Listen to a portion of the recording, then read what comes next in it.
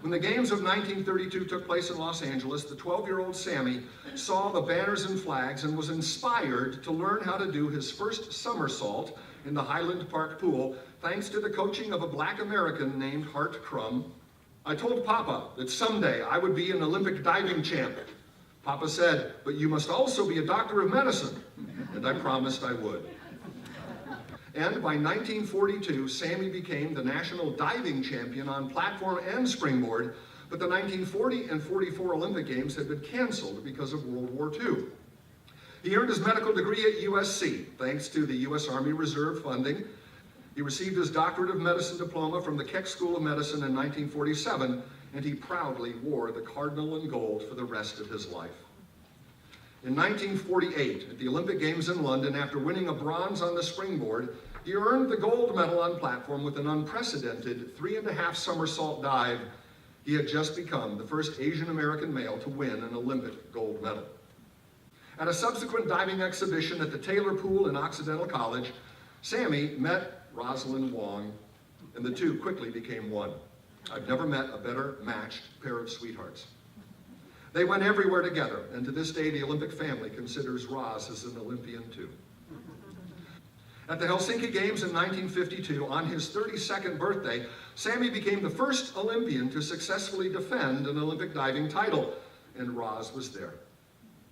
With his life partner at his side, Sammy retired from competition and began making a name for himself as a top ear, nose, and throat doctor, but he continued to walk the pool deck as a coach. He developed many great diving champions, including Bob Webster, the second man to successfully defend an Olympic diving title, and of course the greatest female and male divers of all time, Patty McCormick and Greg Louganis, 9 Olympic medals between them. He coached the U.S. Olympic team in 1960 and the Japanese and Korean delegations in 1964. He never asked to be paid for his coaching because, as he said, my coaches never charged me. He remained a diving judge and official for the rest of his life. He volunteered to serve on President Council of Physical Fitness under Chairman Arnold Schwarzenegger, where Sammy repeatedly claimed to be Arnold's low-blow bodyguard. In 1984, we were both honored to escort the big white Olympic flag into the opening ceremony of the '84 Games in Los Angeles. I was tasked with the guy in the right corner to yell out the marching cadence. Left, left, left, right, left. I could hear Sammy behind me yelling, shorter, steps, you bastard.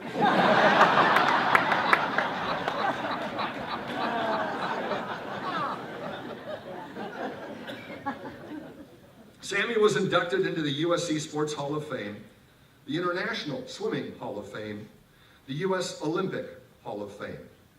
Sammy may have been small in stature, but he leaves behind a huge legacy of how an individual with charm and love and joy can accomplish his dreams and can help change the world for the better.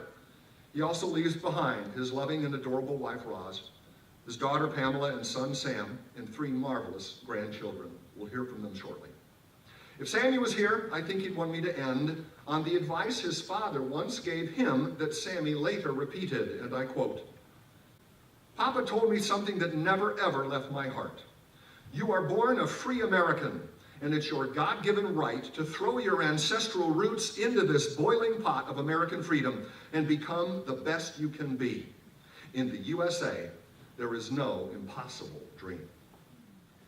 While divers rely on perfect form and control to ensure light entry into water, Sammy Lee made a dramatic splash in every endeavor for nearly a century. Into everything he did, he infused his sports ideal of a vertical body, standing taller than most men and never bending to hardship or prejudice.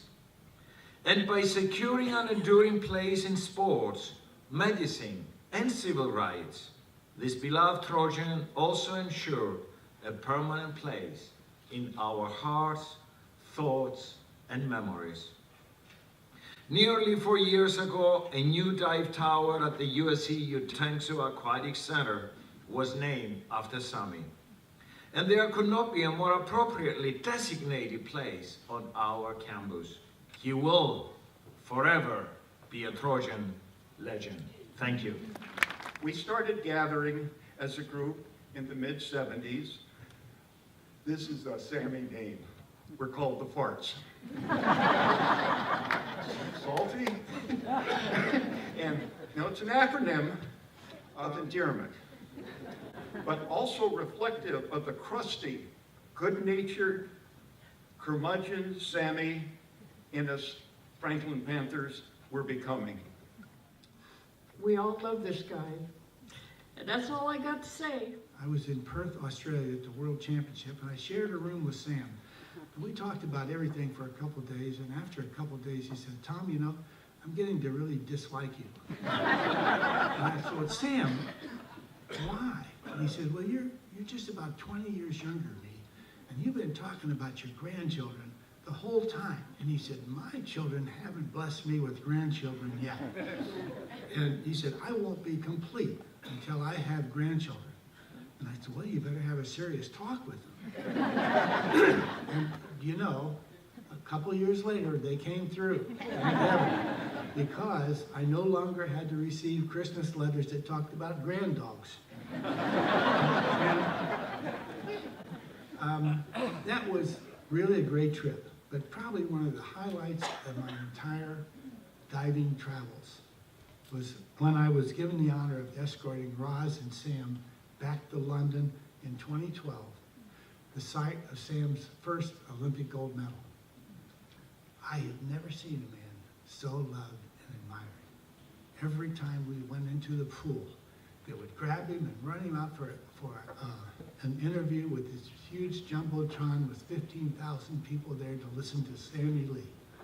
And we couldn't even get home at night. We would take a train to our apartment that we shared, and people on the train got so excited about talking to Sammy Lee, they passed up their own stop, like 2 or 3 miles. And when I got off, I said, how are you going to get back? And they said, well, we'll have to walk. There's, you know, that's the last train. And they said, but it was worth it. You know?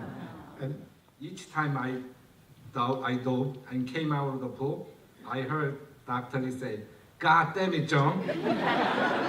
I didn't speak English, so I didn't understand what he's saying. I just assumed that's why he called my name.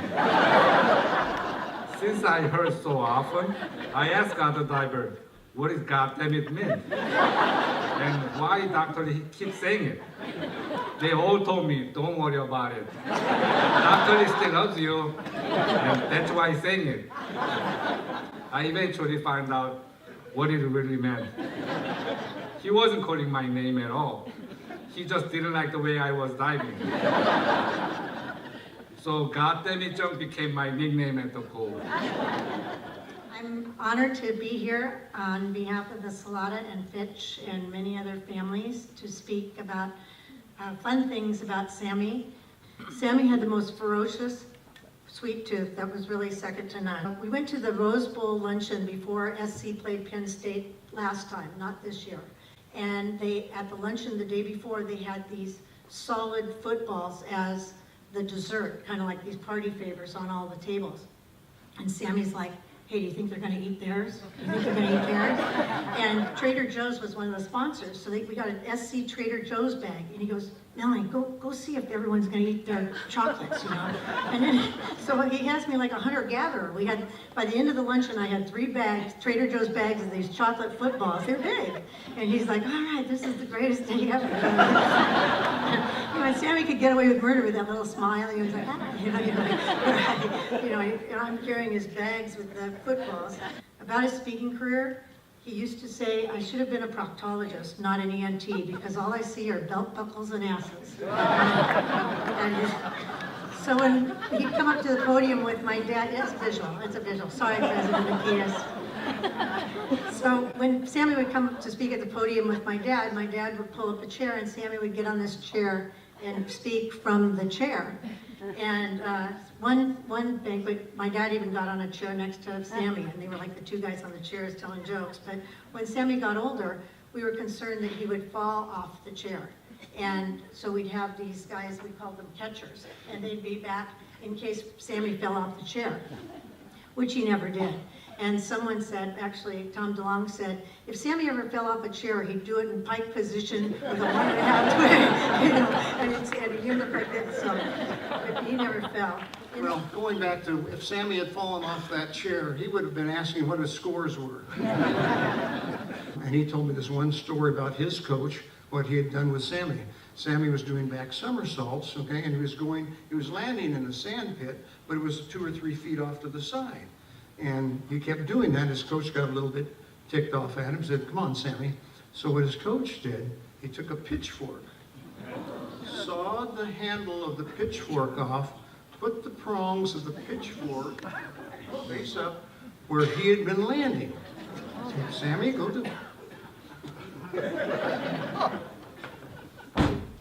He straddled the pitchfork. So, as many of you already know, my grandpa was always a jokester and a teenager on the inside of him his whole life. So, one of those experiences was when he came up for Christmas when I was around 8 years old. Grandma and Grandpa came up to our house, and Christmas morning we opened presents. That day, Santa brought me a brand new yellow Caterpillar bike with training wheels. It was amazing, and I guess my grandpa thought the exact same thing. He asked me that morning, Sam, can I go outside with you and watch you ride the bike? And so I said, sure. No way an 86-year-old man would want to go out in the cold and ride with me. I was sorely mistaken. He was the first one on the bike. Grandpa, you introduced me to ice cream at such a young age, and I've been eating it ever since. I thank you so much for that. Thank you. I remember one time he gave me this USC cheerleading outfit with USC pom-poms. I would run around the house cheering, fight on. I remember I would always play hide and seek with him, and I would always hide in one spot, and he would always find me.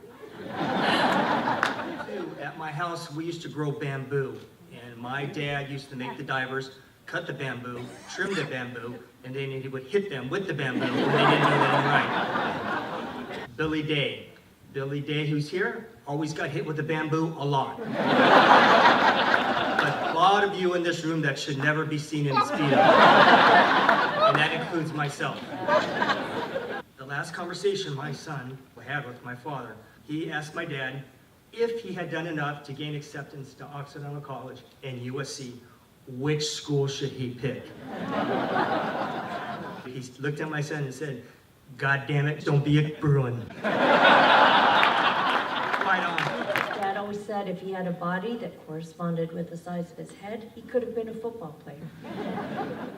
Football was always a big part of our lives growing up. We'd watch football on TV, and many times we'd have 2 TVs going on at once. He'd be cussing at both of them simultaneously.